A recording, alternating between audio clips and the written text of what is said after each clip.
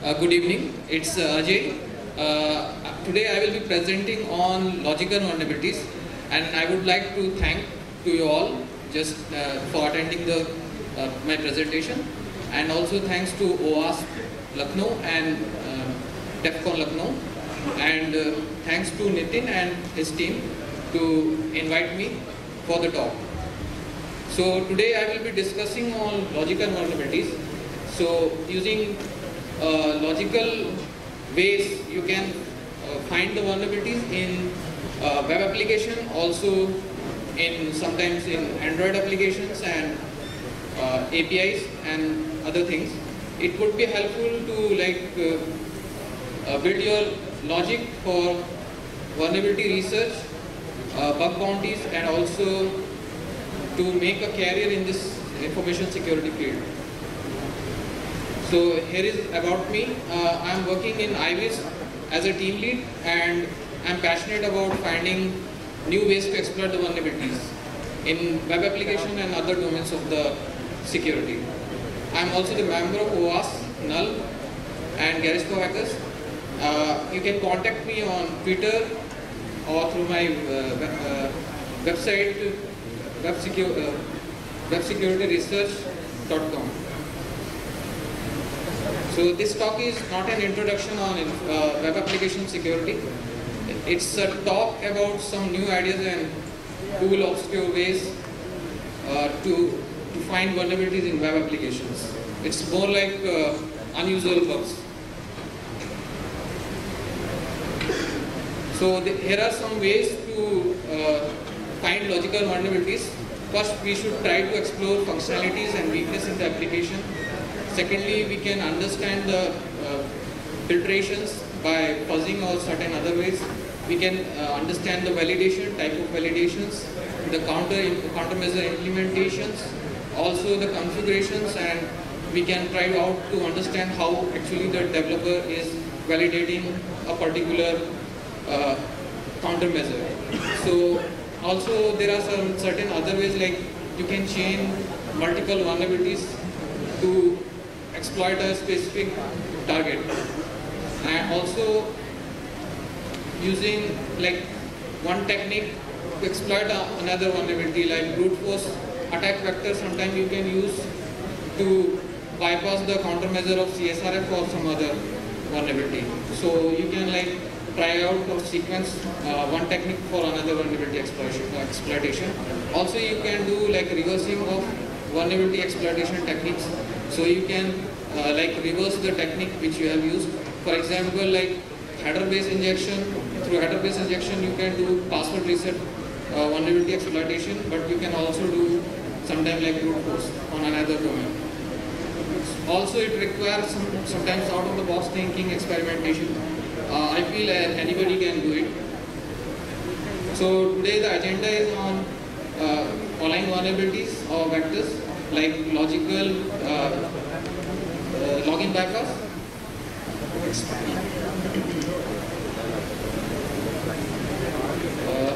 exploiting password reset vulnerabilities, bypassing CSRF countermeasure protection, exploiting multi-stage CSRF, steal CSRF via stored HTTP vulnerability, rate limiting bypass, captcha bypass, compromising FTP server by using insecure direct object reference vulnerability, also by chaining multiple vulnerabilities.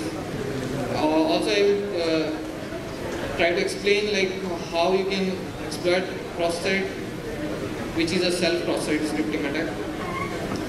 Also sometimes you can do logical attacks instead of creating exploit by abusing functionalities. So here is an example of bypassing login in an application. You can use arbitrary or anonymous HTTP methods like head or ABCD to like bypass the validation, and in some way you can log in because the application understands that it is a correct password response. Also you can tamper the response code, or you can inject in the cookie header. If the validation is based on the existing user's email ID, then you may get success. Also sometimes there is JSON based status code. So if there is a failure status code, you can convert it into success and probably you can bypass the login authentication. By combining all these techniques also, you can sometimes be able to bypass the login. So next comes the exploiting password reset vulnerabilities. You can use the password reset link sometime to exploit the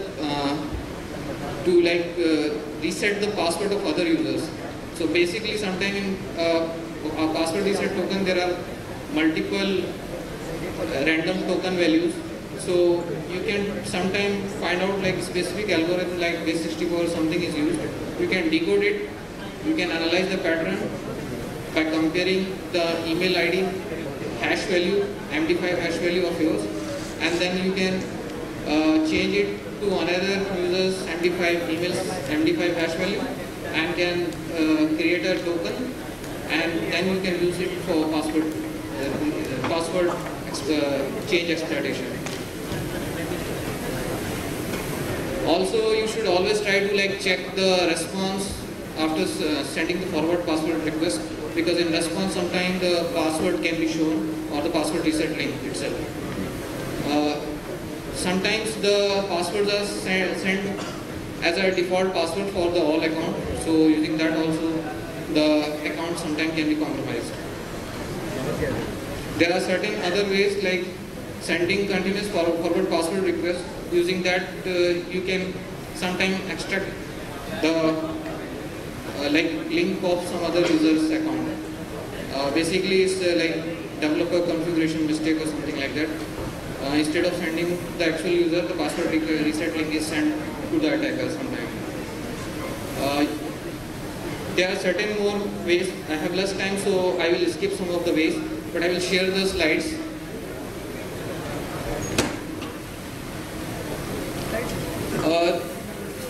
While researching, I have found certain ways to bypass present anti-CSR token countermeasures. Sometimes the token is validating but we are not able to bypass. But if we see the token is sometimes partially validated or there is a length-based validation, so we can try it by sending the request by decreasing pattern or by a specific length token use. So in that case you can do CSRF attack. Also, sometimes the validation of the CSRF token is based on the user agent. So by changing the user agent, also we can bypass the anti-CSRF token validation. So there are a lot more probabilities, like you can change the HTTP method type and the request type. Sometimes the token will be validating properly, but there would be forceful implementation, not a forceful implementation of XML HTTP request. So if you delete the XML HTTP request type and change the method like post to get, so in that way you can bypass the anti-CSRF token validation. This kind of vulnerability I have found in like Mozilla and some other sites. So using that you can probably bypass the anti-CSRF token validation. Also you can bypass the CSRF token validation by combining partial and length-based validation, and also sometimes the part of the token is same for each user. So these three combinations you can try out to bypass the CSRF token. Sometimes reflected HPP and stored HPP vulnerabilities can also be utilized to bypass the anti-CSRF token countermeasure. There is an example of bypassing anti-CSRF token protection. There is a code in which I have used the HPP vulnerability where I duplicated the parameter, and if I send this request, the non-editable email part will be editable and the validation of the token will be bypassed, as I can use the HPP to make my false token assumed to the server as valid token. There is another CSRF token protection bypass which I found in some Yahoo website. Using that also you can do, this is based on partial length-based and token reusability based countermeasure bypass. So here what I did, I used the few characters of the token which are same for the each user, and rest of the, so it was having a specific length, so there is a partial validation also, and the remaining full length was the full length based validation. So I combined all these things and I was able to bypass the countermeasure. Sometimes you have found like CSRF is not exploitable because you have to do multiple form submissions. So in that case, if the target URL is same, you can combine the different form submissions parameter in one particular form submission. If the URL is same, then you can bypass the anti-CSRF token protection. Sometimes after successfully changing the victim's ID and using CSRF, the confirmation link is sent to the email, but you have to again do a CSRF to confirm that link. So in that case also you can bypass it by without without sending it to the victim. Instead you can try without login also. Means you should have not to send to the logged user.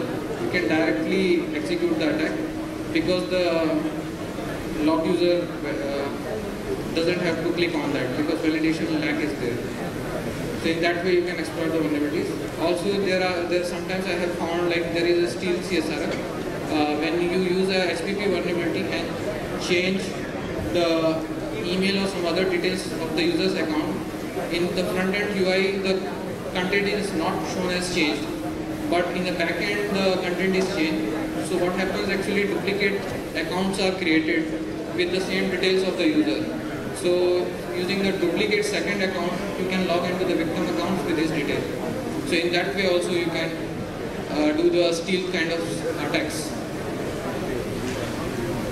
Next come the rate limiting bypass. This is a countermeasure to prevent anti-automation like for brute force etc. attacks. This countermeasure is used. So to bypass this countermeasure, sometimes you can use mobile or anonymous user agent instead of the desktop user agents. Also you can analyze the length code response, length code in the response, and you can bypass the rate limiting as the length code is same for any account's right password. Sometime by cookie analysis also you can bypass the rate limiting. Same way you can do other things also for bypassing the rate limiting. We can combine all these techniques also.